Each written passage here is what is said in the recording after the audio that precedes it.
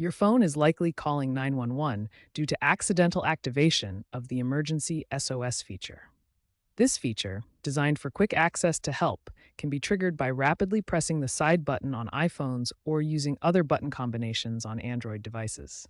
Physical activity, phones in tight spaces, or even software glitches can cause these false alarms. New phones like the iPhone 15 are especially sensitive, and updates have been released to help reduce accidental triggers. To prevent accidental 911 calls, start by disabling the auto call feature.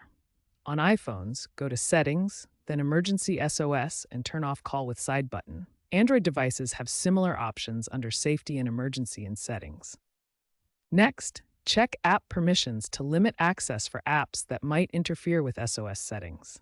Review and adjust permissions in your phone's settings to prevent unwanted triggers. Make sure your phone's operating system is updated to the latest version.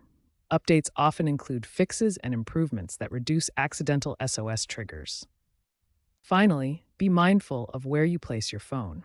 Avoid tight pockets or areas where buttons can be easily pressed, as this can cause accidental activations. By adjusting these settings, you can significantly reduce the chances of accidentally calling emergency services.